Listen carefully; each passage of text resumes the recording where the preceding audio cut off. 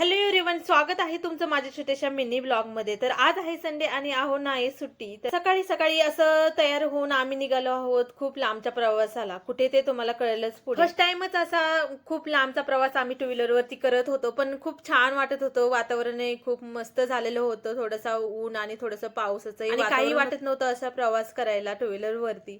निसर्गाचं मनसोक्त असं आनंद घेत घेत आम्ही प्रवास करत होतो। सगळ्यात आधी तर आम्ही गेलो नारायणपूरच्या दत्त मंदिरामध्ये। तिथं काही व्हिडिओ वगैरे काढायला अलाउड नव्हतं, मोबाईल अलाउडच नव्हता मंदिरात न्यायला, त्याच्यामुळे तिथे काही शूट वगैरे करता आलं नाही। तिथून परत आम्ही निघालो पुढच्या प्रवासाला। तर आम्ही गेलो होतो प्रति बालाजीला। इथे काही मोबाईल आतमध्ये न्यायला अलाउड नव्हता, त्याच्यामुळे बाहेरूनच मी थोडंसं असं मंदिराचं शूट वगैरे केलं आणि मोबाईल तिथे जमा वगैरे केले जातात।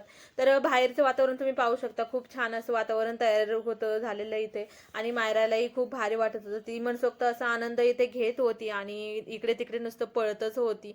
तर तिथून परत आम्ही निघालो पुढच्या प्रवासासाठी। तर थोडासा नाश्ता वगैरे केला, भूक लागली होती म्हणून। नाश्ता वगैरे करून आम्ही निघालो परत पुढे जाण्यासाठी। तर आता आम्ही जाणार आहोत पुरंदर किल्ल्यावरती।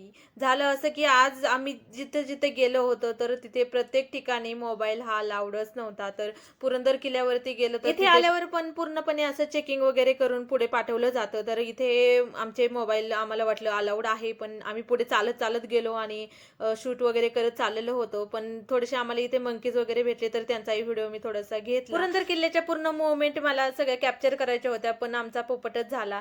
पुढे गेल्यावर कळलं की इथेही मोबाईल जमा केला जातो, तर वरती आम्हाला काय अलाउड केला नाही, मध्येच आमचा मोबाईल जप्त केला।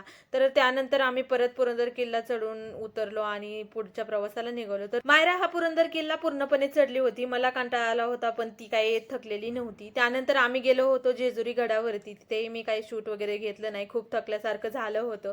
आणि त्यानंतर आम्ही एका ठिकाणी गणपतीला गेलो होतो आणि फायनली आम्ही 10 वाजता घरी पोहोचलेलो। तुम्हाला कसा वाटला ब्लॉग मला नक्की सांगा।